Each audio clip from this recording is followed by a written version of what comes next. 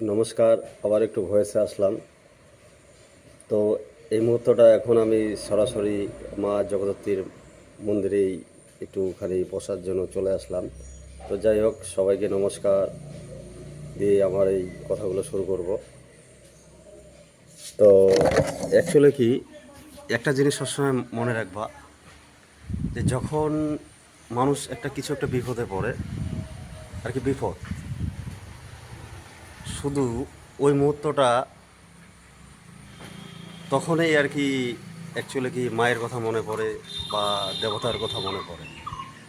যখন মানুষ, বেশিরভাগ মানুষের ক্ষেত্রেই তাই হয়, আর যখন মানুষ একটু সুখে থাকে, সুখ অত সব কিছু আছে, সেই ভালো চলছে ব্যবসা বাণিজ্য, তখন অ্যাকচুয়ালি কি 85% মানুষের মনে পড়ে না এই মায়ের কথা বা দেবতার কথা।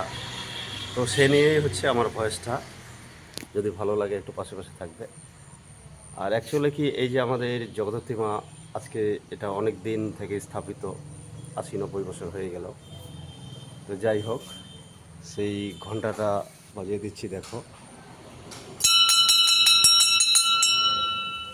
তো এটা হয়েছে আমাদের মা জগদ্ধাত্রী বাড়ির এটা ঘন্টা। ঘন্টা বলে, কেউ কখনো যদি আসে সর্বপ্রথম এটা আগে বেল দিবে, তারপরেই পূজা চলাকালীন। তো যাই হোক, সেই সূত্রে কথাগুলো বলছি।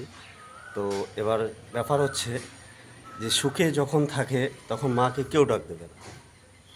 তবে আমি প্রত্যেকটা আর কি আমার বন্ধুবান্ধবকে বলবো, দেখো, সুখ দুঃখ নিয়ে তো কিছু তো ব্যাপার নেই। তুমি সুখ যদি থাকে তখনও তুমি মায়ের পাশে আসো, আর দুঃখ যদি আসে তখনও তুমি মায়ের পাশে আসো। তখন মা হচ্ছে একটা, এই যে আমাদের জগদ্ধাত্রী বাড়ির মা, এটা হচ্ছে জগৎ জননী। তখন এখানে আসলে পরে যে শান্তিগুলো, জানি না যে তোমাদের মধ্যে কী ফিল হয়, তবে আমার তো সেই ভালো লাগে। এই কারণে আমি মাঝে মাঝে আসি, এসে এবং কি জায়গাটাতে বসি, সেই ভালো লাগে, বা নিজেকে একটা একটা আর কি অন্যরকম মনের মধ্যে একটা ফিল চলে আসে। আর এই ফিলটা সাধারণত আমার বাড়িতে যদি থাকি সে ফিলটা আসে না। বাড়িতে থাকা মানে এদিক সেদিকে একটার পর একটা নানান টেনশন, বা কোথাও যে বসবো বন্ধুবান্ধব নিয়ে, ওখানেও নানান, এখানে যাব সেখানে যাব, এরকম কিছু একটা প্ল্যানিং নিয়ে। কিন্তু যখন আমি এই যে মায়ের মন্দিরে আসি, তখন এরকম একটা ফিল চলে আসে যে নিজের মনের ভিতরে, যে এই জায়গাটার মতো আর কি, এই পরিবেশটার মতো জায়গা, এক নম্বর মায়ের কোলের মতো জায়গা পৃথিবীতে আর কোথাও নেই।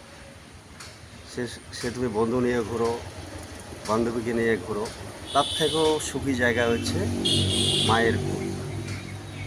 তো যাই হোক, তোমরা কে কে মায়ের কোলকে ভালোবাসো, বা এরকমভাবে বসে বসে থাকতে ভালোবাসো, তোমরা অবশ্যই আমাকে কমেন্টে